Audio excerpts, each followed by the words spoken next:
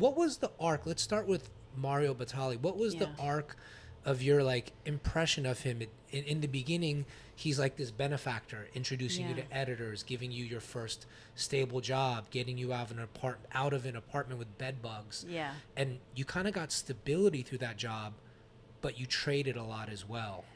Yeah, well, I think from the jump, he was showing me who he was, for better and worse. I mean, there was never somebody. One of the Times asked me, how did you reconcile the two Marios? And there weren't two Marios. There was one guy, and he had great qualities, and he had really shitty qualities. And like my first job interview with him, he just didn't show up.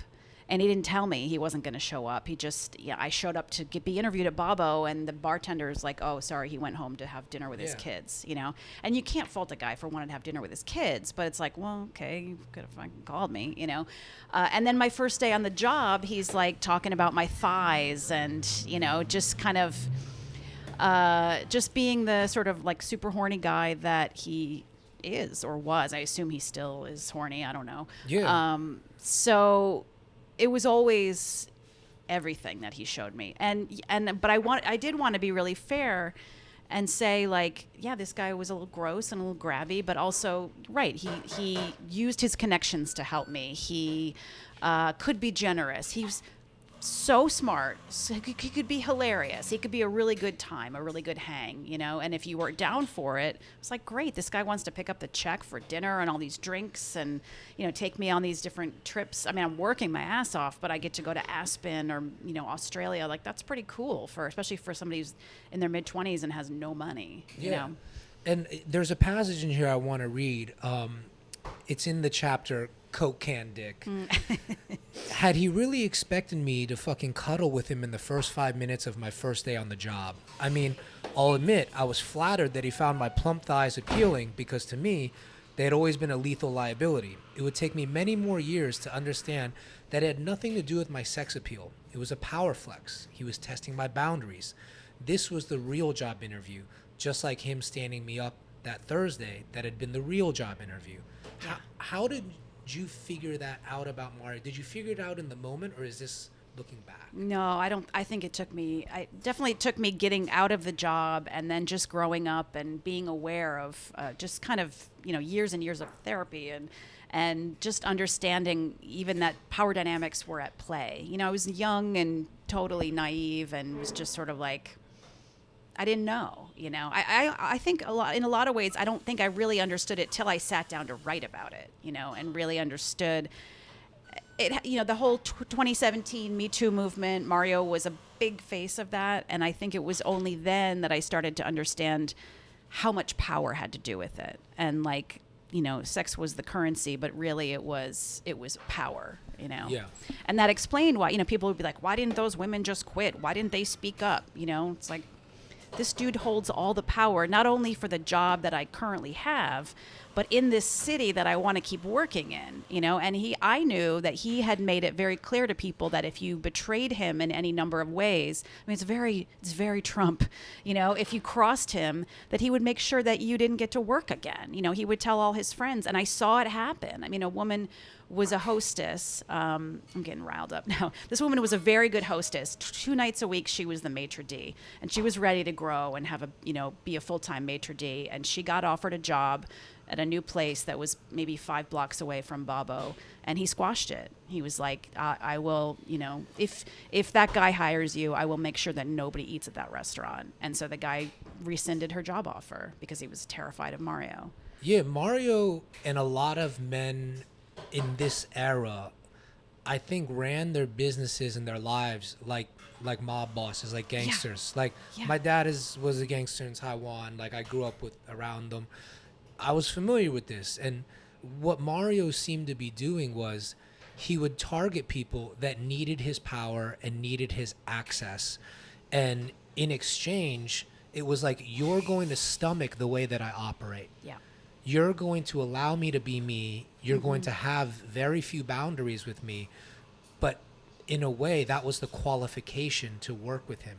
Yeah. That you were going to allow him to treat you in this manner. Yeah. And then if you at any moment stuck up for yourself or thought to be independent or say something, it was like, you're disloyal. Now I'm going to guilt you. Now I'm going to gaslight you. And, you know, Shane Smith is very much the same way. Like Vice was run very much the same way.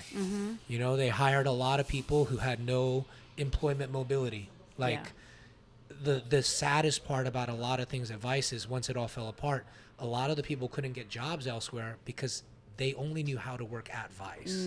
And Shane liked it that way because then you can control people and they don't speak up. Yeah. God, it's so fucked up. Yeah.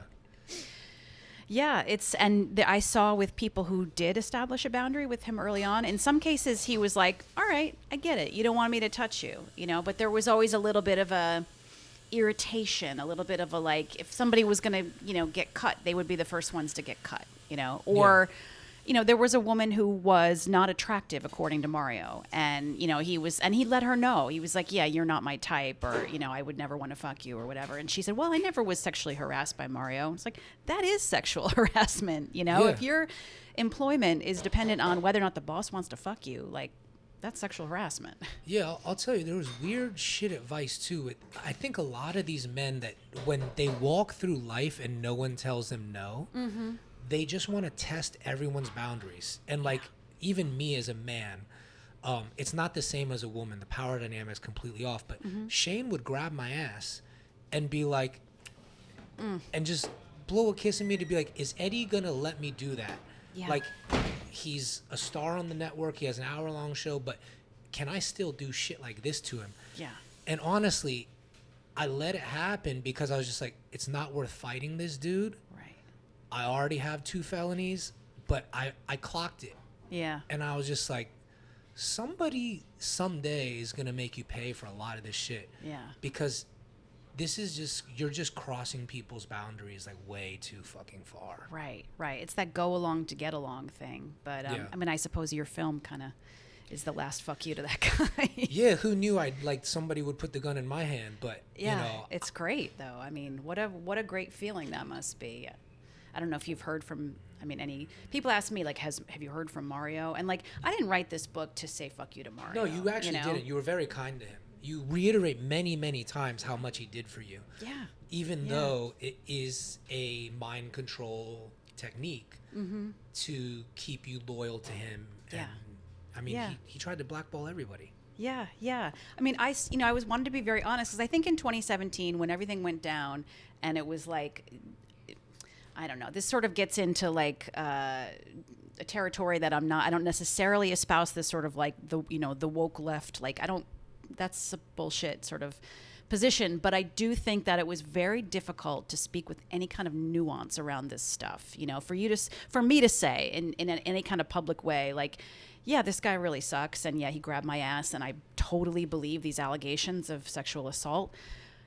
He was good to me. You know, I had a good time at that job, and he's actually really smart and funny. Like, there was no room for it. Nobody wanted to hear that. And I get that. You know, it's like, who cares if your rapist is, you know, a good guy? Like, he's a fucking rapist, allegedly.